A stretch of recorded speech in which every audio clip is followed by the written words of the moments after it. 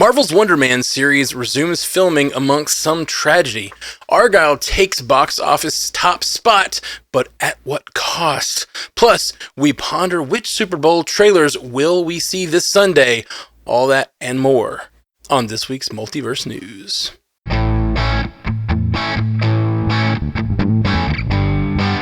Welcome to Multiverse News, your source for information about all your favorite fictional universes. My name is Matthew Carroll, and on the panel with me today we have Jay Sisson. What's going on, Jay? Not too much. Happy to be here. Lead up to Super Bowl week. A lot of news dropping. It's going to be a fun time. Absolutely. And Haley Hobbs. Oh, hey. Go Chiefs. And J. Scotty St. Clair. Hey, what up? I don't have a horse in this race, but I'm happy for everybody else. Let's have fun. Go sports ball. Yeah, go sports ball. That's my stance as well. Before we kick things off, let's start with a little gratitude by recognizing our new 5-star review we got this week from PrevHound. It says, finally a thoughtful, fun source of geek, nerd, and genre news, free of all the all-too-common online toxicity, clickbait, and flame wars. Should we start some flame wars? We should start some flame wars. Multiverse News is a breath of fresh air. Matt, Haley, Jay, and Jay Scotty offer a great insight into the worlds we love and our excellent company on my commute to work. Love these pandas. Thank you, PrevHound. Thank you. Although Flame Wars sounds kind of rad. I don't know. Have to reconsider. Yeah. What is a flame war? I'm feeling the flame war. Is Kelly Clarkson We'll have to get involved? a headline from Reddit for that to happen, I think. All right, well, let's get to the news this week. Whatever our reasons for tuning in or out this Super Bowl Sunday, as movie fans, we're not denying the impact the event has in terms of trailers and TV spots. With Paramount, Universal, and Disney all investing a record $7 million for a 30-second Super Bowl spot.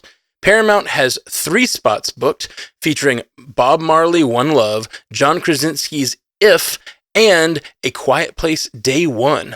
Disney is expected to promote its Father's Day release, Inside Out 2, and the trailer for Marvel Studios' Soul 2024 release, Deadpool 3. Universal may feature spots for various films, including Twisters, Kung Fu Panda 4, Monkeyman, and The Fall Guy. Sony and Warner Bros. Are notably absent from Super Bowl spots this year, and there's no confirmation from Apple or Netflix about promoting their major projects during the event either. Which of these ads are we most amped for, and are there any upcoming projects not mentioned here that we think may throw a Hail Mary?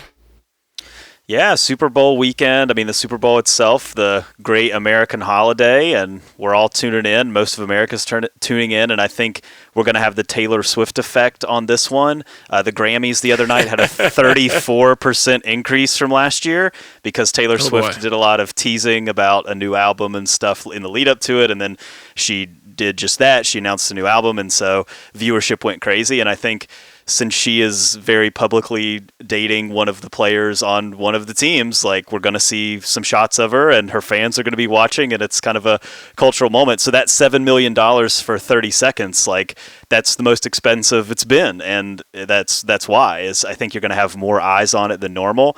With that being said, I think Deadpool 3 is all but a lock that there'll be some sort of tease for it. It seems like that it's not officially confirmed, like it's not down on paper, but it is all but confirmed. Ryan Reynolds is also the star of If, so there's a lot of Ryan Reynolds. Sorry, Haley, during the Super Bowl. I'm sorry too. And looking at all these, I think the one that stands out past Deadpool to me that isn't here that I think we could see as like a dark horse is Wicked. That's one that's been filmed, and it's kind of it's coming out later in the year supposedly, and I could see that maybe. I think it would do really well. Like if that trailer made it out, I think Twisters would do really well too. Like the sequel to Twister. Like I think that would be a one that would play very well in this spot. So yeah. I mean, I think like looking at all this, there's going to be a lot to talk about on that day after. We're coming off the strikes. We're coming off COVID. Like there haven't been as strong of trailer lineups in the Super Bowl in the past, and it's notoriously been that way. Like people walk away saying, like, man, there weren't really any trailers for movies for things that I hadn't seen as compared to years past. So I think it's exciting. I mean, we've got an exciting slate coming up over the next couple of years, and this will be a pretty good first look. And I think like looking at the way things have been trending, I mean, Kevin Feige came out. I don't know if you saw the hat with the Deadpool logo, where it's like he has his Kevin Feige hat, that he always wears. It's got the Deadpool logo, but half of it is Wolverine and half of it is Deadpool, and it just seems like the stars are aligning for a Deadpool reveal. So yeah, it'll be exciting stuff. Yeah, what excites me about this is the fact that like we've had this whole strike going on, and normally these hype trains are a little more spread out, but with so many movies just sort of now getting the chance to be released, it seems like this is a really good time to do this. It seems like we heard about a lot of things right after the strikes ended. Like, this is now happening. This is now happening. And we got a lot of news real fast. And I feel like this is a big moment for big announcements and big trailers that we've been waiting on. So, like, I'm really, really pumped. I thought it was interesting to see that. I don't know if John Krasinski is involved in A Quiet Place Day One, but obviously he wrote and directed the first two. Is that right? Yeah, Correct. He's involved in the production of it, I believe.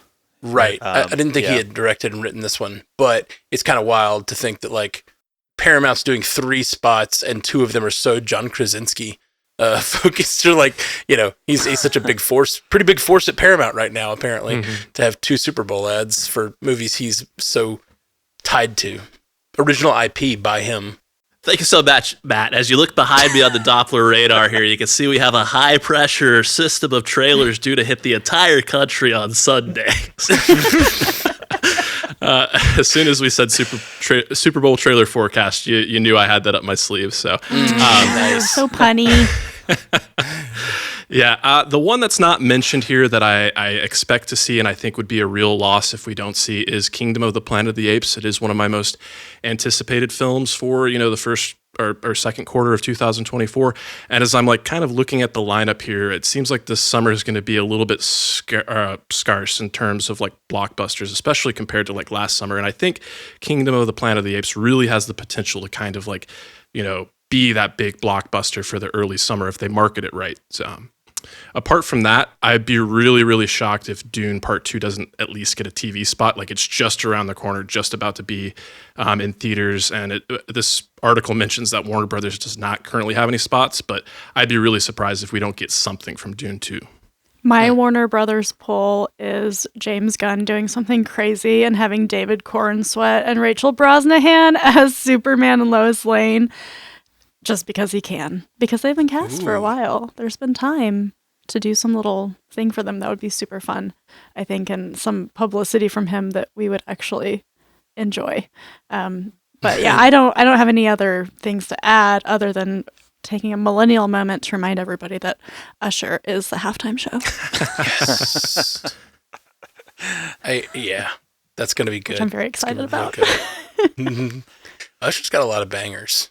Yeah, he does. Long career of bangers. So it's going to be good. I do have a question for those of us that pay more attention to sports. Is there like a clear like front runner and underdog, or is this going to be a pretty evenly matched game? Like, It's going to be evenly matched.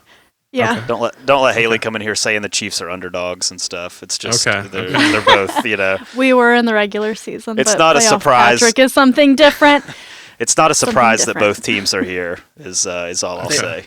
They have all the prayers of the Swifties, though, that are like propelling Booing them them. forward. Yeah. We have a solid team. Awesome. All right. Up next, despite rumors of its cancellation, Marvel Studios' Wonder Man series starring Yahya Abdul-Mateen II is apparently back on track and actively in production according to leaked set photos and footage circulating the web. Production of the series, led by Shang-Chi director Destin Daniel Cretton and producer Andrew Guest, began in April but was paused due to last year's WGA and SAG-AFTRA strikes. The images in question tease an in-universe film franchise depicting a marquee with the Wonder Man title card, along with the character's logo and emblem. While we are lacking on official details, including the release date, the latest we've heard is that the series will fall under the Marvel Spotlight banner, and Sir Ben Kingsley is expected to reprise his role as Trevor Slattery. Unfortunately, we learned today that a crew member who was a rigger had sadly died on set after falling from the rafters. The on-set accident did not occur during filming, and we certainly share the condolences of the cast and crew. Regarding the show news, do these Wonder breadcrumbs do anything to whet our appetite, or have we yet to acquire a taste for leaks?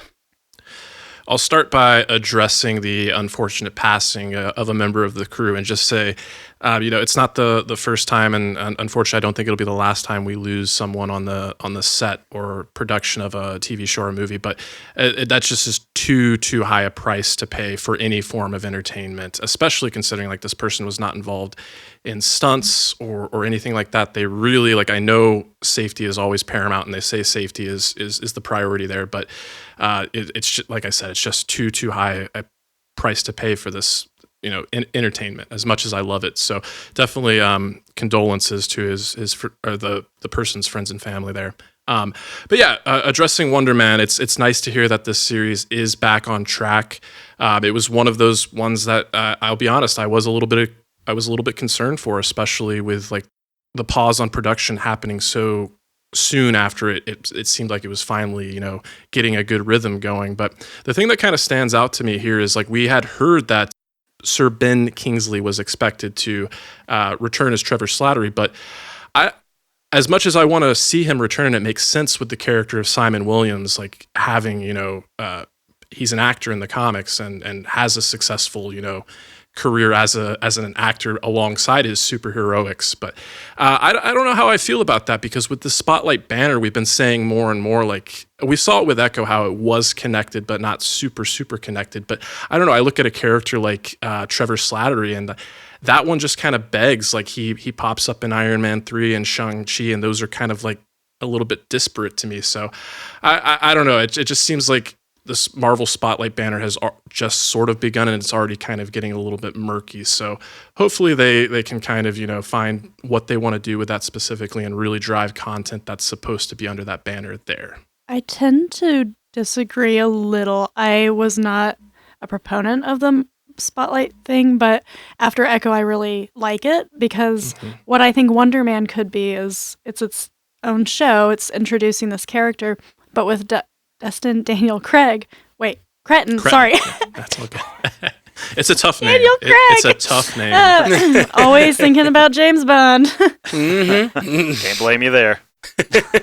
But with Destin Daniel Cretton as the director, it means we could get a little glimpse of a Shang-Chi cameo or something like that. And since I like that. Shang-Chi is in California, not last time we saw him, but since he's based in California and Wonder Man is an actor in the comics, it would make sense that they could meet somehow. So I'm more on board with the Marvel Spotlight stuff, because I just think it is helping bring people into Marvel. Even though things are very disparate right now, I think they're kind of leaning into that, and I don't think that's the wrong thing to do, because it is letting people choose, do I want to know about this character? Do I not want to know about this character? And eventually what Marvel's going to do is put them in something where whether you know who they are or not, it won't matter, is what I think. So I'm excited about I'm excited about it going forward. I love that idea that Shang-Chi could show up, him being a California-based. Is he based in LA? San Francisco. It was San Fran. Okay, gotcha. I just remember he's parking cars of rich people, so I thought maybe it was an LA thing. I couldn't remember. But yes, so him based in California. The other actor in the MCU that I'd like to see is Kingo show up in this show. So that could be a really great confluence of characters that would all have a really easy way to slip into the show. And also, it just kind of makes me interested in what is. I think we've talked about this before on this show. I think we talked to, maybe it wasn't. Anyway, one thing I've always thought was interesting: The Simpsons is a show that has one of the only what they watch like there's a bunch of shows inside The Simpsons. Does that make sense? Yeah. Like there's Itchy and Scratchy, and there's all those like Krusty the Clown, Arnold Schwarzenegger ripoffs. Like we know what their pop culture is, and it's kind of interesting to get a glimpse into that through this show. And also with the Thunderbolts on its way, and it seeming like they're building a team to replace the Avengers, it would be really interesting if you see like with the Thunderbolts mixed with Wonder Man. And bring in these actors, you see sort of like how the like Val or whoever she's working with is like sort of controlling the narrative, and how they're trying to push onto the MCU or like onto the people inside the MCU a narrative about who these heroes are and who everyone is and who Wonder Man is. And it's weird that Trevor Slattery's back after being the Mandarin. He comes back. Like, how do they explain that? You know, it's really interesting. So I don't know. It's just like the meta nature of the shows within the show, and I think very few universes have pulled that off, and it's kind of an interesting thing that they're trying. It could also open the door to the West Coast Avengers. Ooh. Yeah. Sorry I know you haven't taken your take here, Jay, but I will cut in and say I'm really grateful for this conversation, because between the Kingo suggestion and the there was Shang-Chi suggestion there, I was also thinking, depending on what time this takes place, it could be multiple time periods there. But if we saw Mysterio, given his background, I know he worked for Stark in the MCU, but he still had a background in like special effects. That could be kind of cool. Good call. Yeah, that's a really good call. And also, you mentioned the timeline thing. Sorry, Jay. You mentioned the timeline thing. We're just literally I just want to give my take on Wonder Man. But them giving you talking about the time period. I was just talking about how do you bring back Trevor Slattery after he's like exiled or whatever. But what if this is prior to that? What if is like I think in Wonder Man, at least in some of the comics, he's sort of a washed up actor at some points. And like, what if that's the thing? It's like this, what if he worked with Ben Kingsley like back in the 70s or 80s or whatever, and this is like what's going on back then or whatever. That'd be really neat. Yeah, I just think the spotlight thing is interesting because I think we're watching it evolve in real time. Like we're watched the pitch of it, of like, hey, these are kind of connected, but they're not. But you're not really going to see any connections at all. And then Echo was pretty well received, and people liked it for that reason. And so I think at the beginning of Disney Plus, where the Marvel shows were first pitched to us as essentially being like 6-hour-long movies, we all sort of bought into that idea that like, all right, these are going to have movie budgets. They're going to have all the Avengers popping up. Like they're going to be super connected. But I think we kind of saw that didn't work across the board. Like it worked for a couple of them. Like it worked for WandaVision pretty well. But then there were some others that I think were really burdened by the connection to the MCU. Like She-Hulk comes to mind just for the $200 million budget. Secret Invasion is another one that I think really suffered from the big connections that it had to make. And even on some of the smaller scales, like some of the stories I felt like in some of the smaller ones, like Miss Marvel, for instance, like trying to make the big connections did weigh it down in places, I think. And so I think what made Echo better from my perspective, and this is just my perspective, but it's that it didn't have to worry about that. Like it was very just focused on what it was and its own self, and it didn't have to worry too much about how are we going to connect this to a big movie? How are we going to make the bigger implications for the MCU? Like how are we going to knock over another domino on the road to the next event film or whatever? And for me, that gets me a little bit more excited. I think it's why we liked Werewolf by Night too. Like I think it's why most people liked it, is because they were like, all right, that was cool and it was a good story. And at the end, I didn't feel like, okay, how is it going to connect to the bigger stuff though? Because I went in without that expectation. Like I just went in expecting it to be a thing, and it was, and I liked it, and I walked away. But if I walk in with like, all right, well, tell me how this is going to take me to the next MCU level, that may or may not hit those expectations, And so it's like it can kind of feel like almost like an anchor around the ankle of the show.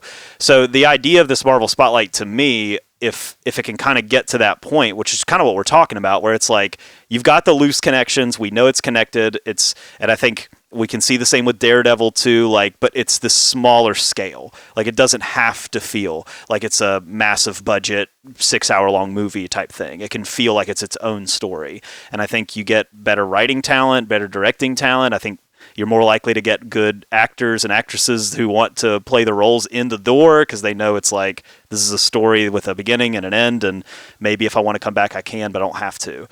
So I don't know. I think for me that seeing Echo and how Echo happened, that raised my excitement for this, just because I feel like that was what I wanted from the Spotlight, was just that like very self-contained thing. Yeah, I do like the comparison from the special presentation to the Spotlight, because I do feel like they're very similar things, and I agree with you that we're kind of watching the evolution in real time. But all of that made me think about some of the experimentation we've seen from the MCU in the past, and like it made me think like bring back one shots. Like why did one shots go away? Why are those still not a thing? Like that was such a great way to help build out those first couple of phases. Bring them back. Yeah, it's because the real reason they existed was to get you to buy the DVD. That's fair. And then they stopped. That stopped being a driving force in their budgets. But I agree with you. Like, why not do a 15-minute one shot? Like, especially fill in some of these gaps we would love to see. Or sometimes they cut scenes from movies. Even like I know. Obviously, that's a deleted scene thing, but you could give some of those like their own little narratives and like push things off the side or subplots, things that we've talked about it a lot, and they did it with Guardians of the Galaxy. We've talked about it a lot on the MCU cast for years. Like, what if they're all on set to shoot the big budget movie? What if they shot a small budget movie at the same time? Exactly. You know what I mean? Like, you've got them all in the room. They're doing some sort of behind the scenes thing. And they did it with Guardians of the Galaxy. It's like, I love that model, because then you get the like great sort of unconnected, not important little cute story, like almost like a one shot, but you also get the big actors involved and you get to see the characters you love. I love that idea of doing more of that holiday special thing. Mm-hmm. It feels like Marvel is kind of getting some consumer confidence on the upswing. I saw quotes from both Paul Bettany and Sam Rockwell from Cons or whatever, where they were asked, will you be back in the MCU? And of course they can't say yes or no, but they both were like, I'm ready, I'm here, I'm happy to take the call. So just kind of reiterating that like that negativity that surrounds the MCU is still that vocal minority, because obviously actors of that caliber saying they still want to be involved means that there's something still there. And so those weren't really quotes we could do anything with, but I think it's worth mentioning. Definitely. Yeah. Up next, although it debuted at the top of the box office, Matthew Vaughn's $200 million would-be February blockbuster Argylle has not performed well. With an $18 million domestic and $35 million global start, coupled with a C+ cinema score, the star-studded ensemble cast failed to attract audiences as predicted by tracking. Despite Apple's substantial financial prowess, these big-budget films such as Napoleon and Killers of the Flower Moon are not proving profitable when considering the overall motion picture profit and loss sheet. Lacking ancillaries like foreign TV, theme park tie-ins, and cruise ship exploitation, prompting questions about the streamer's long-term viability. What lessons can filmmakers, studios, and audiences alike take away from these numbers and performance, if any? I went to see Argylle. I did not love it. I enjoyed about an hour of it, and the rest of it was too much, which is usually my complaint with Matthew Vaughn movies. It has a great cast, and I think that everybody really acted well in it. It was just the plot that went awry. And when it was over, I said to my husband, like, Apple keeps missing. But Apple only keeps missing on their films, because their TV shows are great. So I think they need to maybe cut the film piece and continue to focus. We're going to talk about some more shows that they're going to have out here soon in the lightning round, and I'm really interested in both of those. And of course, I was one of those like, I don't want Apple TV, and then my husband got a new phone, so we were like, oh, we have it, and now we're paying for it. You know, typical kind of consumer BS. But I'm enjoying the content that I'm consuming from that streaming service. And so even though they're missing, which I wouldn't call Killers of the Flower Moon a miss, I haven't seen Napoleon, and Argylle's like half a miss. For that price, it's probably a miss for Apple. But I think that that's where they need to shift their focus for sure. Yeah, I too saw Argylle this weekend, and as much as I love that, 2015 Kingsman film, I really feel like Matthew Vaughn just like took the wrong lessons there. Like, that movie was very well received and was emblematic of his like stylization and his his way of depicting action, and he's just kind of run with that ever since. And I'm kind of one of the ones, like, I like Kingsman: The Golden Circle. I even like The King's Man. And Matthew Vaughn is just one of those filmmakers I like to root for.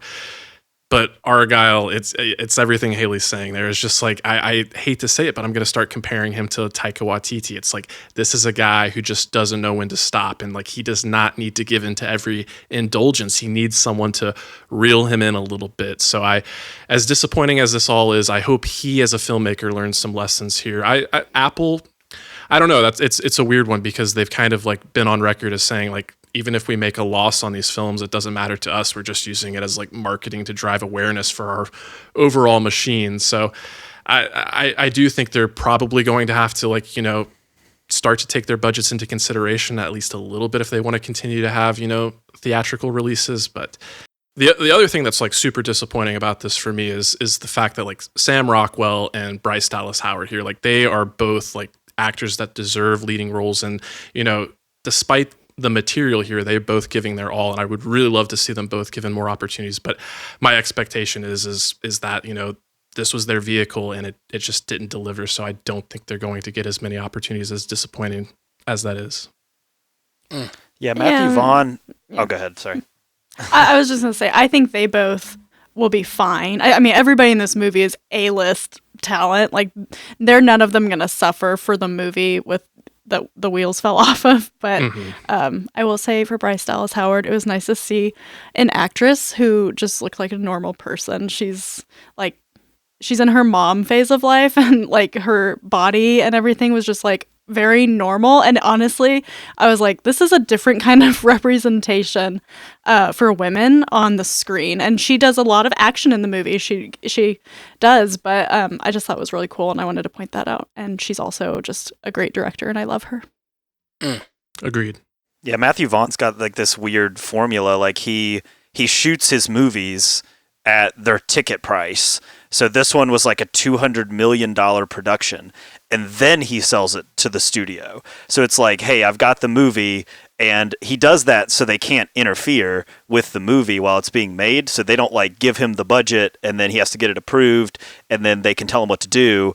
But like maybe he needs some studio interference, you know, because it's like the consumers did not like this movie. Like if you go look at the reviews, it's just people being like, what the heck? I thought I was seeing this, and then I went and saw this. Like I thought it was going to be a spy thriller with Henry Cavill and Dua Lipa, and it was not. You know, like it's just like so it's like, you know, maybe I mean, and I see that like when you look at the trailer and the TV spots particularly, I think it is sold like that. Like the only scene you really see over and over in every TV spot is the dance scene, right? Where they're like, you know, she like all the lights come down on Henry Cavill or whatever, and it's like a spy thing. Let's hope you dance as well as you dress. Only one way to find out.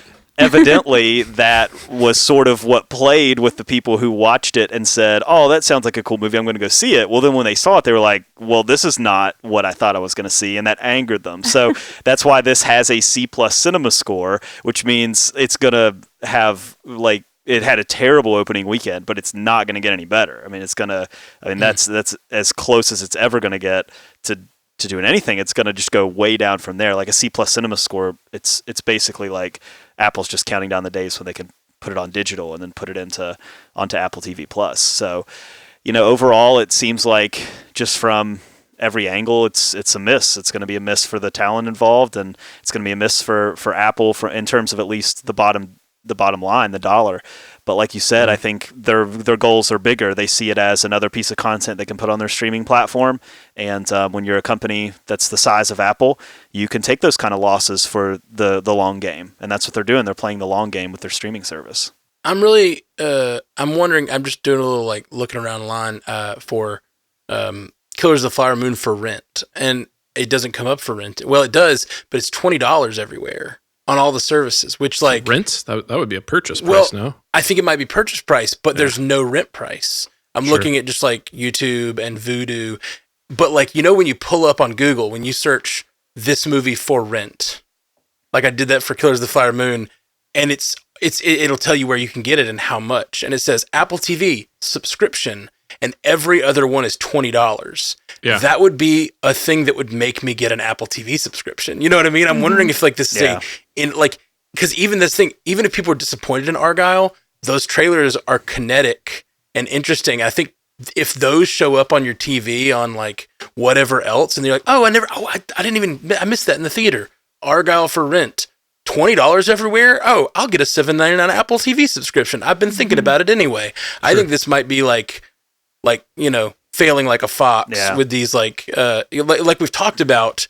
Some of these movies were originally intended for Apple TV Plus, and then they decided to put them in theaters. And it's almost like a loss leader for them. They don't really care how it does in theaters, is how it was described in a previous story we talked about. Mm-hmm. And I'm really wondering if that's it. They're just trying to become they're trying to really build up that streaming service to the point where like it's a place everyone has an Apple TV subscription. Because I do think they were late to the game on streaming, and I think they're one that people are hesitant to get because it just feels like one more, really. But if they become the one that's like, well, I want to see that movie anyway, and it's the same price. It's cheaper to get the subscription, I don't know. That's just a thought. It's the Costco model. Like their chicken is their loss leader, but you pay for the Costco membership every year, and you go and you spend money on, 20 things of cheese or whatever. You know what I mean? Yeah. And it works. It works. I do love cheese, but I mean, Haley, you said it earlier. Like, you got a year of Apple TV Plus with your phone, and then you started watching it, and you're like, "Oh, this is really good." And then it was like time to renew, and you're like, "Well, this is one we can't get rid of. Like, I'll get rid of Hulu before I get rid of this, or what?" It's like you start ranking them. Hey, now. I'm the case study in the consumer marketing textbook. Like, so I mean, and that's it. Like, you go get an iPad right now, they're going to give you a year of Apple TV Plus. You go get an iPhone, you go get AirPods, whatever. Like, they're going to throw a year of Apple TV Plus at you. And they're real sneaky about it too. Yeah, and I do wonder how this will do when it does hit streaming, not digital. I don't think people are going to buy it on digital, but like when it hits Apple TV Plus, like I wonder how it'll do. Like I wouldn't be surprised if it kind of sneaky climbs up a little bit, just because they saw the trailer and they missed a lot of the criticism from critics and stuff. Exactly. But then they just see it popping up and they're like, oh yeah, that's that one movie I sort of remember. Let me check it out real quick. Like, I don't know. I think it could be kind of a sneaky climber on their streaming service eventually when it finally hits there. If that's their model, if that's their goal, it's almost perfect to have these like really flashy trailers and then have a movie come out with no buzz because all these people saw it and, oh, that was in theaters. I remember wanting to see that, but then I didn't hear when it came out, and then you do that. Like, it's almost like it's an interesting funneling process if that's what they're doing. But I'm really excited to see it still. I'm disappointed to hear that you guys have negative opinions because I think it looks really cool from the trailer. I could totally see it being one of those movies where like you come on to do a Bingers Assemble and sway everyone to your side by the end of the movie, by the end of the podcast. There's parts of it that are not swayable though. It's like it starts really well. It's a little predictable. I read the book. It's actually based on a book, Argyle, and the book was super predictable too. And then it just goes off the tracks. Isn't the book actually written by Ellie Conway? Like, I think it's all a conspiracy. Yeah, it's a really weird I don't situation. think it's the Taylor Swift conspiracy. I just think it's a conspiracy. The conspiracy is that Taylor Swift wrote the book under the pen name Ellie Conway. Oh, I hadn't heard that fold of the conspiracy. Yes. Oh my God. Oh, it's a whole thing because of the cat, but the cat's not in the book. It's a whole thing. Look it up.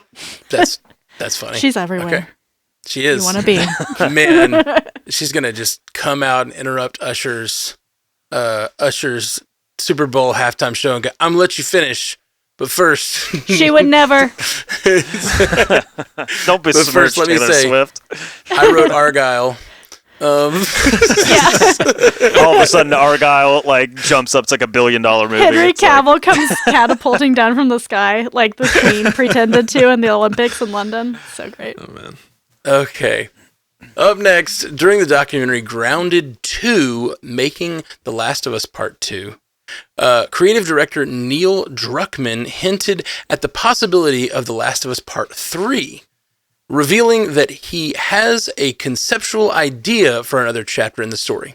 Druckmann emphasized that while the first two games had clear concepts of parental love and the pursuit of justice, the potential third installment would be its own unique narrative. He clarified that a previously mentioned story about Joel's brother Tommy was not outlined for Last of Us Part 3, but rather a separate project that was shelved temporarily due to other priorities at Naughty Dog. Elsewhere in the Last of Us franchise, Schitt's Creek and Home Alone star Catherine O'Hara has been cast in an undisclosed role for the HBO show's second season. A big week for the post-apocalyptic multimedia juggernaut. Are we infected with the hype? Yeah, it seems like the Catherine O'Hara casting is not for a character from the game. It seems like she is an original character. They're kind of playing it close to the chest on that one, so we're not really sure. But the casting, as we've mentioned on this show before, for that show has always been on point. So I trust whatever they're going to do there.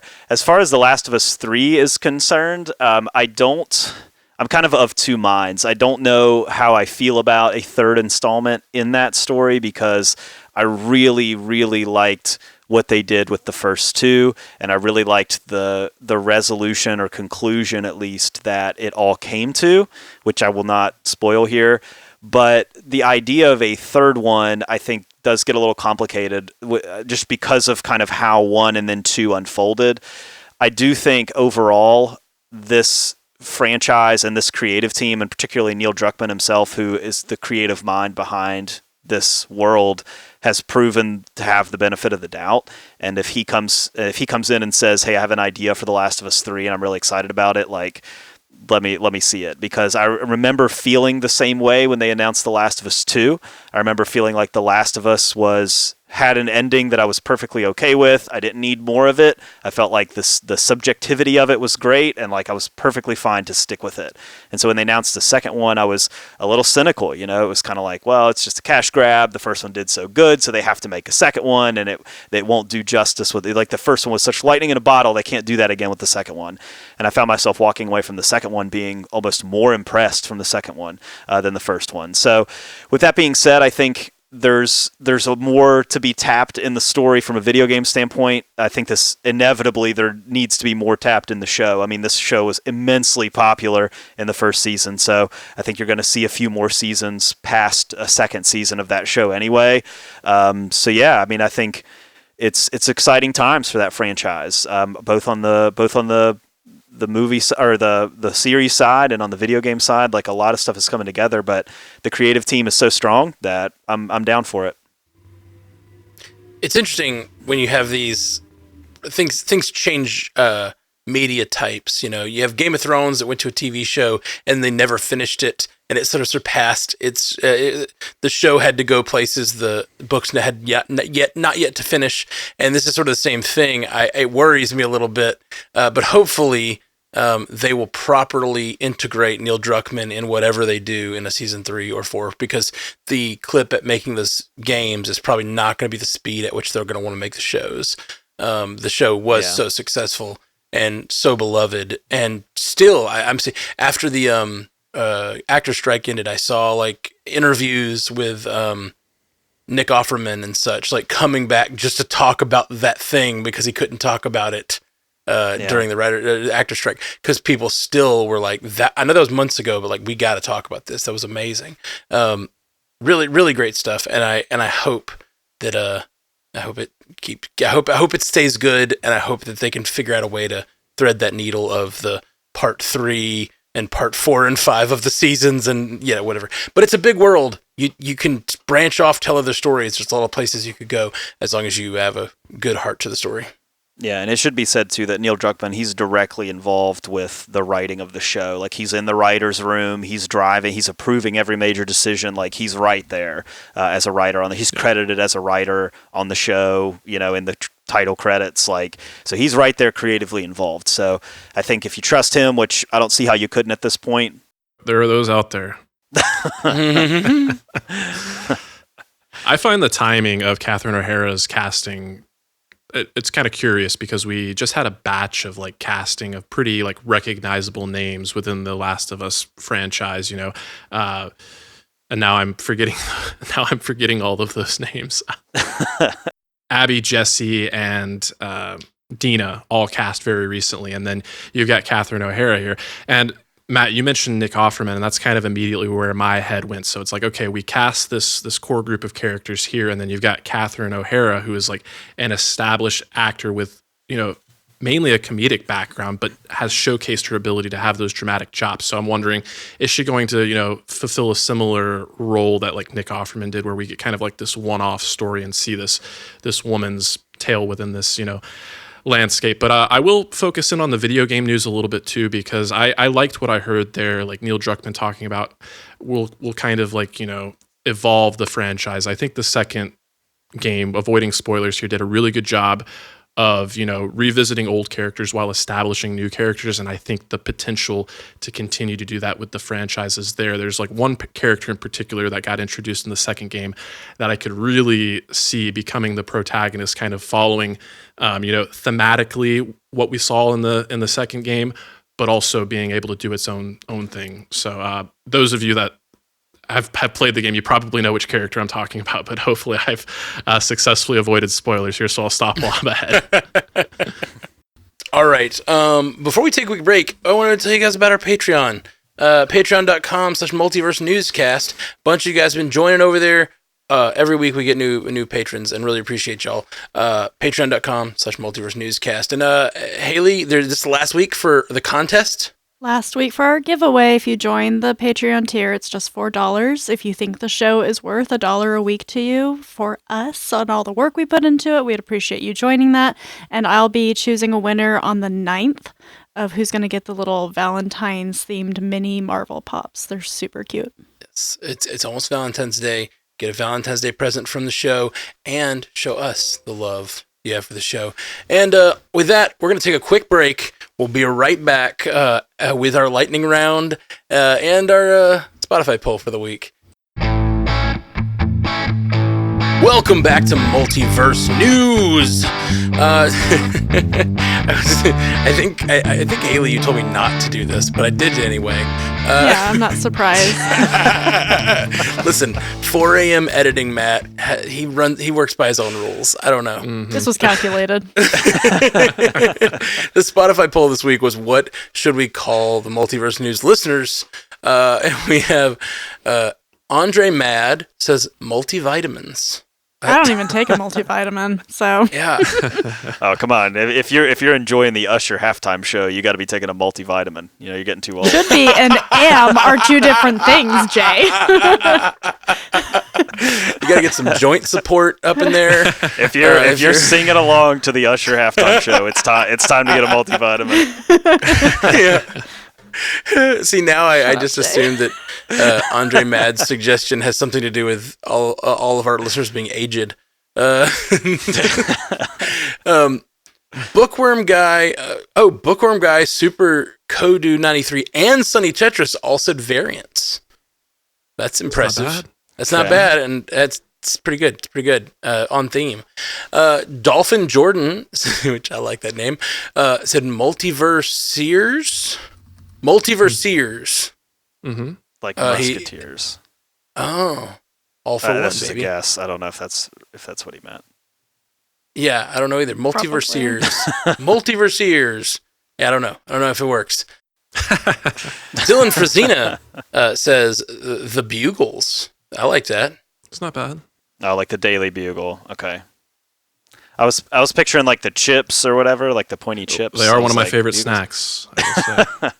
I feel like that would have been a good name for the show, like the Bugle, because of or the Daily Planet. It's probably done. There's probably some show. Yeah, we would have gotten sued. We would have gotten sued for that. Daily probably Planet. So. Wait. Did we get 3 recommendations for this? You guys will have to explain asked this for one. this. El Nino. So the way this went down, if I'm not mistaken, it was El Nino first chimed in with chicken wing, not chicken wings, chicken wing, which I liked because it was like, you've got like Delta wing or whatever. This is chicken wing. Okay. Delta wing. That's something, isn't it? Well, you brought it up like you knew.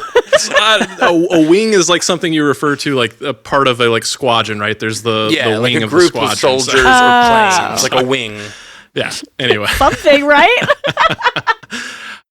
Yeah. Anyway, we had Dama Nipple, second chicken wings, and then Ominous Boop, third chicken wings. I think that's how it all played out. Yeah. Ominous Boop is a very funny name. I love Ominous Boop. I always do. I really like the evolution of that one. Like the chicken wing, like they're a wing, like got our flank or whatever. Yeah. But then like I like the nonsensical changing it to chicken wings. Like it makes. I was trying to understand what this one meant. Like why 3 people came up with it. I guess I didn't realize they could second each other. Marvel fan says Versaholics. I like that. Classic play on words. I can appreciate that. Yeah. And Daniela Forrest, who also thanked us for reading her letter from Keanu, story about Keanu last week. Thank you, Daniela. You're welcome, Daniela. It was great. It was great to read it. Says multiverse insiders, or watchers. I like the watchers. All good suggestions. All good. I like watchers. That's pretty good. Because we are sitting outside of all the multiverses looking in. Let's get 4 a.m. Matt in here. Like, is he feeling good about that, or is he got anything to say for himself? I don't know. Let's find out at 4 a.m. see what he says in the poll. Like, I don't know what he's gonna say ever. Okay, we're going to dive into our lightning round. You guys know how this works. I'm going to read a story, and then each of our panelists have the chance to claim it by shouting out their name and buzzing in, and then they get to respond to that story. Way of keeping it tight and getting lots of stories in your ears. Here we go. 2024 Grammy winners were crowned. We had Best Pop Solo Performance by Miley Cyrus for Flowers, Best Musica Urbana Album by Carol G., Mañana Será Bonita, Best Country Album, Lainey Wilson for Bell Bottom Country, Best R&B Song, SZA with Snooze, Best Pop Vocal Album, Taylor Swift's Midnights, Song of the Year, What Was I Made For by Billie Eilish and Phineas, Best New Artist, Victoria Monet, Record of the Year, Flowers by Miley Cyrus. Haley? I don't know. It's interesting that Miley got 2 awards for like the same. I don't know how I don't watch the Grammys very often, but it just seems like it's the same thing twice. No, I'm sure there's some sort of obscure difference that I don't know anything about, but one's for I think it's for an actual performance, like a performance thing, and so a recorded performance versus a record. Yeah. Chicken wing. Taylor officially has the most Grammys for Album of the Year, which is cool. And go ladies! Like, heavy on the ladies. Yeah, it was. This wasn't all of them, obviously, all of the awards, but some of the big ones. So cool. All right, up next, after a heated bidding war, Sony has secured the rights to 28 years later, the upcoming film that will serve to kick off a sequel package to the 2002 film 28 Days Later. The film will be written by Alex Garland and Danny Boyle, and Cillian Murphy will return, but as an executive producer, not yet announced as an actor, but he says he's open to it. Jay, Matt. Go ahead. I was just going to say, like, it's really, if you're a fan of 28 Days Later, this is shaping up pretty nicely. I mean, to have the original writers and directors back, to have Cillian Murphy come in and say, I mean, he's about to win an Oscar, and he's coming in saying, like, yeah, I'd be open to star in this movie. Like, that's exciting. Right. If you're, you don't want it to kind of be like, well, he got too big for that thing where he started. So if you're a fan of the franchise, I think, like, seeing him as an executive producer is cool. But directly asked, he says, yeah, I'm open to it. So I think, like, if you're looking at this and you're excited and you've been waiting on a sequel to this, like, the stars are aligned for something to really be derivative of what you loved in the first place, which is really cool. Yeah, it's just so interesting. I'll use my rebuttal here. It's just so interesting to see a movie like this that had that very indie movie feel, and was not, I don't know. I just never thought of it as a franchise movie, even though it did have 28 Weeks Later, which like I think was a little weird and different and sort of took the story in a way that wasn't like the original. It's really interesting to see these the writers and the actor come back to see this movie through and make a sequel to it. It's cool. Emmy-winning Succession star Matthew Macfadyen has been cast alongside Michael Shannon in a new Netflix drama series from the Game of Thrones producers David Benioff, Dan Weiss, and Bernie Caulfield. The series is titled Death by Lightning, a drama retelling the rise of U.S. President James Garfield, who will be played by Shannon, and his subsequent assassination by Charles Guiteau, played by Macfadyen. Scotty, I'll say what kind of stands out to me about this one is like Michael Shannon has kind of, I don't know, he's been a little bit typecast for me in like more villainous roles. To see him portraying like a U.S. president, I think is like a nice change of pace for him. And then on the other side of things, like Matthew Macfadyen here, my only exposure to him is in Succession. And in that show, he did a really good job of kind of playing subservient and sniveling and kind of, towing to the powers that will serve him best. So the fact that we're going to see not only the rise of U.S. President James Garfield, but also his assassination, it makes me wonder, like I'll have to revisit my history. Maybe you can educate me here, Jay, but I don't know if they hadn't a relationship before the assassination took place, but if so, it'd be interesting to see that dynamic play out. And I could see, a strong presence like Michael Shannon playing really well with like what Macfadyen has done in the past. Yeah, I'm always, a lot of times when I hesitate and don't jump in, it's because I think one of you would have a better take on a thing. And so I hesitated because I was like, I didn't even know James Garfield was assassinated, so Jay should take this one, right? Wait, I have a very serious question for Scotty. You haven't seen Matthew Macfadyen in Pride and Prejudice? No, I haven't. Who is in that one? Keira Knightley. Okay, I figured as much. Does he play what's the character's name? Mr. Darcy. Mr. Darcy. Oh, shame, I know your name. I'm pretty well versed. I'm not opposed to trying it. I just haven't gone down that rabbit hole. I haven't had that moment yet. That was an older one, wasn't it? Or like a 2005. Few years. Yeah. Like okay. Yeah, that's the one I'm thinking of. I have seen that. I didn't really remember him being in it, but yeah. The story there between Garfield and Guiteau, it actually is really interesting. Like, it's probably not enough time to explain it all like in detail here, but Guiteau was one of these guys who he kind of felt really like snubbed by Garfield. Like, he felt like he had a central role in helping him get to the position that he was in, and was never given his due for that. And so there was this like a lot of anger and frustration built up from this like all these frequent attempts to like, endear himself to Garfield, like feeling like he had made Garfield, and kind of felt like this anger, and that's what really prompted the assassination. So it's a really interesting story, and I love what's really interesting about this project is the idea that they're not sort of just being like, well, here's the thing, it's about President Garfield, and then there's just going to be a guy show up at the end and kill him, and that's it, and you don't know anything about it. But they've cast the two leads as the president and the assassin. So to me, that tells me like they're going to tell these like two concurrent storylines and then converge them, which I think makes it just really enticing to like kind of look at the whole picture, that it's not like any movie that's ever been made about Kennedy, it's like the main guy's played as Kennedy and then just some random extra plays Oswald, and he's just in the building and that's it, but you never learn anything about Oswald, it's just like he's just the guy who shoots him, or whatever. So yeah, I think it's a cool and interesting project. I'm really intrigued by it.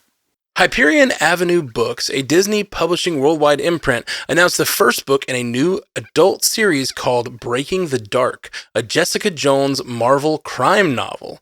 The book is written by Lisa Jewell and will be released July 2nd, 2024. Haley, I thought this was really cool. Marvel has a lot of young adult books out that you can buy and read. I have several on my shelf that I haven't cracked open yet. But this is neat because it's specifically an adult series. And Lisa Jewell is a crime thriller writer. So they've chosen someone in the genre to write this very genre book, and I'm looking forward to it. Really neat.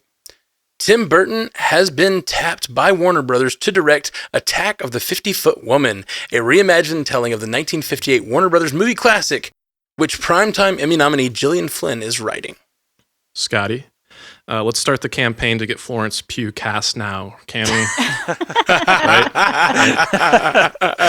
She's so short. Let's make her 50 feet. Exactly. more Florence Pugh, more better. I like it. Scotty likes it too. Jim Carrey will reprise his role as Dr. Robotnik in the upcoming Sonic the Hedgehog 3. Jessica Jones actress Kristen Ritter and Ted Lasso actor Cristo Fernandez have been recently added to the cast.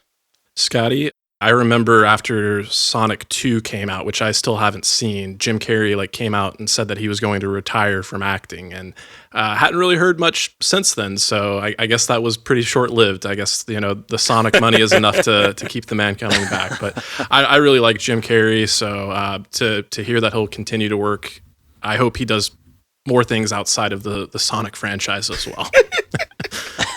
Man, no, that's his last performance. Is in Sonic. That was supposed to be Sonic 2. Yeah. It'd be so weird and kind of Andy Kaufman-esque of him if he just did 6 more Sonic movies and that's all he ever does again. He worked for another 40 years, but it's just all Sonic movies. Carl Weathers, the former NFL player who made his mark in Hollywood as the boxer Apollo Creed in the first 4 Rocky films, and with appearances in such other projects as Predator, Happy Gilmore, and The Mandalorian, has died. He was 76. Haley, obviously super well known from the Rocky films, but super, super sad news. There's been no explanation, which of course we aren't owed one, but it's just seems like he was all right and then now he's gone, and so it's sad because he's beloved in these other projects, and I think he had a lot more to do in The Mandalorian. So sad, just sad. Yeah, he's in a Super Bowl commercial with Rob Gronkowski about I think it's for I don't know, FanDuel or something like that, but it's been airing in the lead up to the Super Bowl, and I read today that they're still going to air that ad. They kind of met with his family and decided how they wanted to approach that. But he was one of those guys, he was in his prime still. He's always kind of just been one of those guys. You just thought he was going to live to 100. He just always was killing it in every role he was in, and it's really, really disappointing. A lot of people, it was really touching to see people come out. Pedro Pascal put out a big thing talking about how he made such a connection with him on the set of The Mandalorian. Adam Sandler put out a big thing, and Sylvester Stallone, all these people came out with these huge tributes to him about just even they haven't worked with him for years and years and years, just saying man, this guy was just the best. So yeah, it's really, really sad. Indeed. Following suit from other Star Wars shows such as The Mandalorian and Obi-Wan Kenobi, Marvel Comics will begin to release books that adapt the first season of Ahsoka in comics form. Haley, these are literally, if you've seen the show, you've read these comic books, but they're kind of fun to flip through just to see those shows in a different art medium. I like to look at them in Marvel Unlimited. It's kind of cool just to also buy the physical copy and have your favorite show in a comic book form. That's well, really and I neat. should say my favorite comic cover variant artist, David Nakayama, is doing the first one, and it looks rad, so of course I'm going to buy it. That's awesome. Tom Holland will star as Romeo in a Jamie Lloyd theater reimagining of Romeo and Juliet for London's West End. The production will run for 12 weeks and will begin performances in May. Haley, I guess I can go Tom, doing some Shakespeare. Way to get your serious acting chops out. That's right. Get them out. Yeah. Well, go somewhere and get rid of always those been a good serious type actor. of things. It's hey, listen, you can't be Spider-Man forever. Get out there, do some theater. I feel like when actors do that, they want to be taken seriously. For sure. The prequel series to Starz Outlander, titled Outlander Blood of My Blood, has started filming in Scotland. Harriet Slatter and Jamie Roy will play Ellen Mackenzie and Brian Fraser. who will eventually become Jamie's parents in 18th century Scotland. Hermione Corfield and Jeremy Irvine will play Julia Morriston and Henry Beauchamp, Claire's parents, whose study unfolds in World War I era England. I'll talk about it. This is really interesting. I didn't know they were doing a prequel series to Outlander. I've watched some of Outlander. I for whatever reason, I can't get fully into it, but I didn't know they were doing a prequel series. And I guess it will also feature hinky time travel things. So that's pretty fun, given that it's set in these two different time periods. Yeah, that's really fun. And I'm interested to see what they do with that, because it's always been an interesting series to me, mostly because of the Ronald D. Moore's presence in the writing staff, or like writing it with his wife. I've always been a fan of Ronald D. Moore, and so even though the show wasn't really for me, it's always held a lot of interest, and so the fact that they're expanding into a universe. What else might we recognize Ronald D. Moore from? Well, his biggest one's Battlestar Galactica. His showrunner of Battlestar Galactica, which everyone knows him from. But before that, he was the for a time, he was the showrunner of Deep Space Nine, my favorite Star Trek show. So he's much beloved in my heart for that. And really like taking Star Trek to a place that had never been, with the sort of overarching, honestly, even TV in general, like when Deep Space Nine did it, it wasn't really being done much of anywhere, having an overarching plot on your TV show. Like they did that like in a very early way before like all other like network TV shows were doing the episodic procedural thing. And he's like, oh, well, let's do, and they talk about it. It's really interesting. They talk about how the only reason they got to do that is because Voyager came out and got way more popular. So the eyes were on Voyager, and Deep Space Nine got to kind of do what it wanted, and the suits hated it and thought it wasn't doing well, and they pushed back, but they didn't care enough to like fight him, so he just kind of started doing these overarching plots, and that led to a lot of the television we have today. And I think it's really, really he's an interesting figure in TV history, and now he's doing this like, you know, long form romance drama with Outlander, and I think that's really cool. Gina Carano, previous co-star on The Mandalorian, has filed suit against Disney and Lucasfilm for discrimination and wrongful termination. Carano was fired in 2021 after sharing a controversial social media post. Elon Musk will foot the legal bill as part of his promise to assist those who feel they have been discriminated against on his social platform X. Scotty, I'll just say, you know, she's well within her rights to pursue this lawsuit if she wants to. I don't see it going anywhere, and I think it's, you know, kind of makes her look foolish by extension. But, you know, the other part of it, I really think, like, if she is going to do this, I just think it's really distasteful to do it in the same week that your co-star, you know, passed away, and you didn't have anything to say about that. So, like, that's all I'll say. You couldn't have waited a week, you know, to do this, but whatever. So she hasn't had a problem with being distasteful before. So, Exactly. Nope. Yeah. you know, this is so out of character. It is unfortunate because I think that Carl Weathers, like, he didn't support her, but he was like supportive of her as a person. Does that make sense? I get where you're going with it. Yeah. He was, yeah. So, yeah. There is something interesting that came out in this lawsuit filing, which, like, I mean, obviously we're going to avoid like the thorniness that this could be in an extended conversation, because it's just kind of like a messy thing. But like, I guess Disney, before they fired her in the suit, said that they gave her opportunities to try to make amends to be able to stay. So like they said, they had given her the opportunity to like, hey, if you kind of release an apology for this, like we'll make it happen. Or and they also extended an invite for her to meet with people within Disney, who like certain groups within the company that felt like kind of offended by what she said, and she turned that down too. So I think, like, you know, that probably plays in Disney's favor a little bit in a lawsuit type thing. But yeah, I mean, it's I don't know if she has much ground to stand on legally speaking here, but you know, it's definitely a story that needed to be talked about, because it's definitely, I mean, it was trending all day, and maybe that was the point, was to get it trending. Maybe it wasn't ever about the money in the first place, you know. Seems very publicity stunt to me, but Speaking of the publicity, it's Elon Musk picking one high profile case to back up with money. so that his like claim that he's going to back up people's lawsuits, which will never happen. He won't do this for anyone that's like claimed discrimination on X. That won't happen. It cost him too much money. So like he's just doing it on one high profile case. Her post was on Instagram too. It wasn't even on Twitter. So it's like it's not, I don't know. Yeah, and this all feels like it has the makings of like a future Adam McKay satire for some reason to me. Ooh, yeah.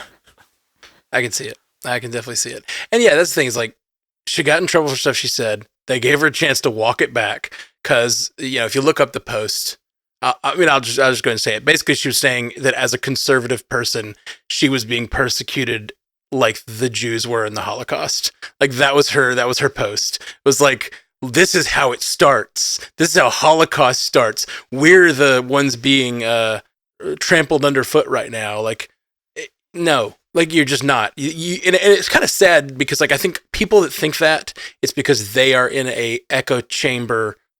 It's completely divorced from reality of what's happening in the world. She says something like, challenging people for their views is the same thing as challenging people for,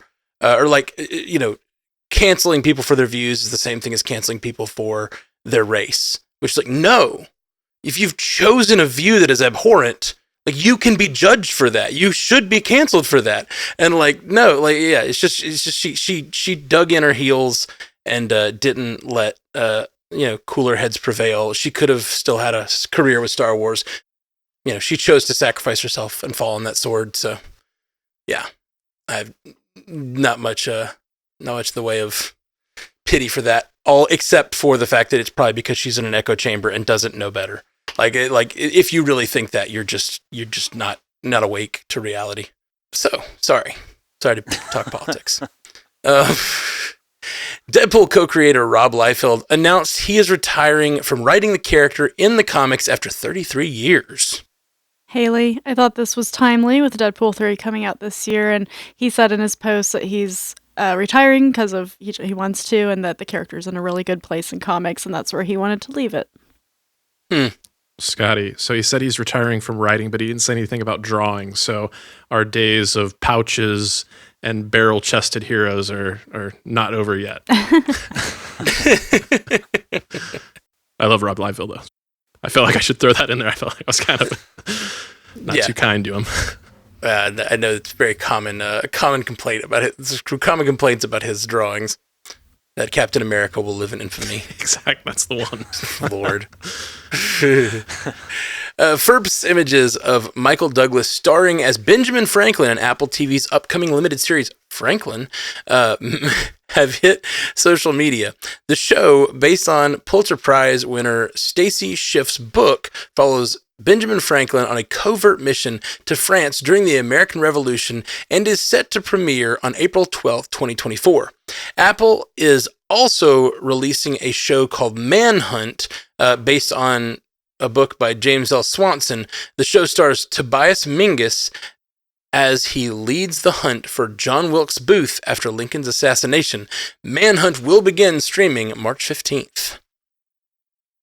Matt, I feel like okay, we got Manhunt, we got Franklin, we got Garfield, which they're not going to call Garfield because I think it would just elicit cats and lasagna. Played by Chris Pratt. Yeah, James Gay Garfield is played by Chris Pratt. Oh, Lord. They should do that, and they should put them out on the same day. They should do the James Garfield movie and Garfield and make it an Oppenheimer type situation.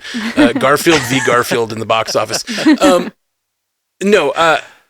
think this is all downhill from Hamilton. I really do. Like, Hamilton was such a tour de force 5 years ago or whatever, and I really think that like a lot of this historical president-focused dramas from especially the early days of the country are like people had ideas back then that are now coming to fruition. You see that with a lot of these sorts of like it takes a few years, especially with all the strikes and COVID. But like I have a feeling that a lot of this is like all that interest in Hamilton. People were like, what could we do that's like that? And just seeing the shows called Franklin, I was like, really? Are they going to be having rap breaks in there? Hey, it's Franklin. I don't want to hear Michael Douglas rap. Oh, I do. All day. Filmmaker David Leitch is in discussions to direct the next installment in the Jurassic World franchise, scheduled for release on July 2nd, 2025, as confirmed by Hollywood Reporter. The film, written by David Koepp, will be produced by Steven Spielberg's Amblin Entertainment, with Spielberg serving as an executive producer. Scotty? Yeah, I like this choice for a director, and it really does speak to the fact that, like, while 2025 still seems like a little bit too quick of a turnaround time for me, it does prove the fact that they're committed to this thing. They like the script that they have, and they're going to make it happen pretty quickly. So I like David Leitch. I think about Bullet Train as his most recent theatrical release. That was a pretty entertaining movie, but I do think he would really benefit from like a strong writer. So you've got David Koepp, you've got David Leitch, you've got double the Dave, let's get double the dinosaurs and make it happen. I got to get Yes, in this indeed. point out that the release date of July 2nd, 2025 is insane. Like I don't know if David Leitch just came in and they were like, hey, you want to do Jurassic? Like, and he's like, yeah, I will get it to you by July 2nd. Like, and they were like, all right, let's do this. Like, that's crazy that they haven't even started filming. They don't even have a cast. Like, they don't, I mean, that thing's got to get moving like yesterday. So that's very ambitious. But they must, I mean, I don't know why they're in such a hurry. Like, I don't see anybody else making dinosaur movies, but hey, they really want that date, July 2nd, 2025. Yeah. It does make me think that with the David Leitch connection with Bullet Train and John Wick, like, it feels like maybe he's a director that really focused on the action, and maybe they're going for like a very action driven. Reminds me of that scene from Jurassic World, whatever the last one was called, where they're like driving motorcycles and stuff. And I wonder if they're like going to expand on that area of the franchise or that sort of genre that seem to be leaning into in those scenes. But I don't know. Character posters are dropping on social media for FX's remake of Shogun, based on James Clavell's epic novel from the 1970s. I think Shogun looks... Sorry, Haley. This is mine. There are rules, Haley. Whatever. There's never been rules on this show. I read Shogun. It took me forever because it's really, really long, and it's actually just the first two books of the Asian Saga by James Clavell, but it's really good. And this is going to be a remake from, I think, a miniseries in the 80s. And FX, I think, does these kinds of epic world type shows really well, so I'm really looking forward to it. And it drops a day before my birthday, so woohoo. Ooh, Hey. nice. The Los Angeles, I don't know why that was funny. Hey. It was very sarcastic. Follow the It was rules, not. Haley. That was sarcastic.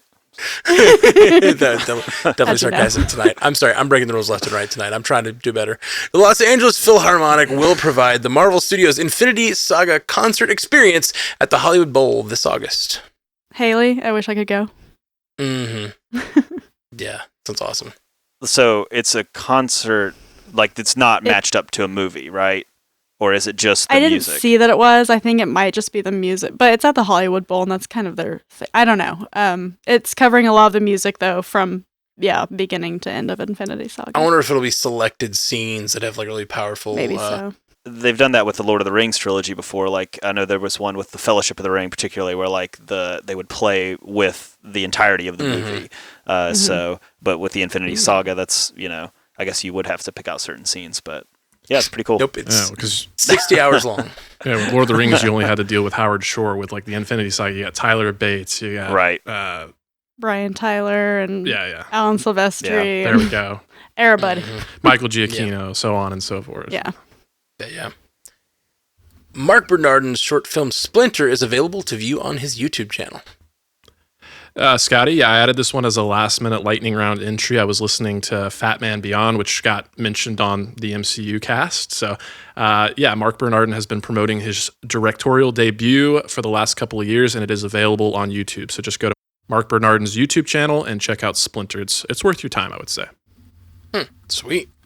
And that's all of the lightning round, but we did have a little bonus segment this week. Just a little throwing this in for our patrons. Our little segment we call Patron Privilege around here. Give them their own poll to answer. And we had, what 2024 movie or television show are you most looking forward to and why? We have Nerdy-tastic says, I'm looking forward to the new series/season of Doctor Who. My interest waned in the past few years, but I think the return of Russell T Davies as showrunner will hopefully set things back on course. I like Ncuti Gatwa in his first appearance in the Christmas special, so I'm looking forward to what he's going to do during his tenure in the role. Right. Love that. Yeah, I really liked what I've seen of Ncuti Gatwa so far. Pumped for the new era of Who. Always exciting. I do want to thank Nerdy-tastic for educating me on how to pronounce Ncuti Gatwa, because I think when we said the name in a previous episode, I was nowhere near that. Yeah. Me neither. I'm sure it wasn't right. Jordan Boyd, Arcane Season 2. November is so far off, unfortunately. Yeah, I'm with you, Jordan. Arcane Season 1 was awesome. Yeah, definitely excited for Season 2. Yeah, it's funny he mentions it. We spoke about it also on the MCU cast this week. Oh yeah, Jeff brought it up. He Jeff went down a weird Arcane. rabbit hole, but Yeah, gosh, it's a me and Jeff episode. Of course it was full of weird rabbit holes. That's what we do.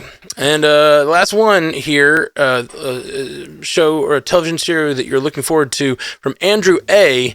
I'd have to say, well, television show or movie. I'd have to say Deadpool 3, but I'm really looking forward to the Community movie and the Backrooms movie, which is being directed by a 17-year-old YouTuber and produced by A24. I watched the trailer for that the Backrooms movie, and looked interesting. Yeah, I think I heard about this, right? Like, isn't it the Backrooms of video games or something like that? Isn't that what it's... Is that what it is? I don't know. I think I heard about this. I think you're right. I think the kid takes like game engines and kind of like mods them to be able to like visit unoccupied spaces in the levels. But yeah, it's kind of like born out of like the whole like creepypasta, like, you know, social media horror genre. So Andrew A., I suspect you're probably a fan of like a movie like Skinamarink as well. But yeah, I'll be keeping an eye on this one too. Man, I didn't understand any of the words you just said, Jessica. I'm feeling old. Feeling very old right now. Hey, this is your reminder to go take your multivitamin. Okay, if we got sponsored by a multivitamin, though, that would make a lot of sense. And I'd be here for it. And I would take one as well. Ollie, are you listening? Oh, man. All right. Well, yeah. We did that AG1 sponsorship over on MCU Cast, and I love them. That's like a multivitamin drink. I like it. I like it a lot. I like it a lot. I had to get one in there. You know, I was late this week. Yeah, it's a suspiciously few references this week. Mm-hmm. Then Jay Scotty pulls off his mask. He's being played by someone else. We knew you weren't Jay Scotty.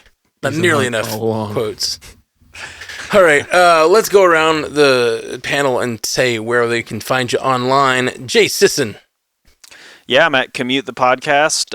It's a weekly podcast that comes out on Monday mornings where we talk about 3 interesting things in about 20 minutes or so on your way to work. So Commute the Podcast everywhere you get podcasts. Love it. And Haley Hobbs. Find me at Source Pages. We just dropped our coverage of the High Republic Phase 2, which is a Star Wars reading event, if you're into that. I was on Ryan Doze's show on Many Paths for Superpower Happy Hour. We did the first appearance of Wonder Woman and had a lot of fun at the expense of the comic because it's quite interesting. And then on Bingers Assemble, of course, with Matt, Scotty, and Ash doing the Oscars watch.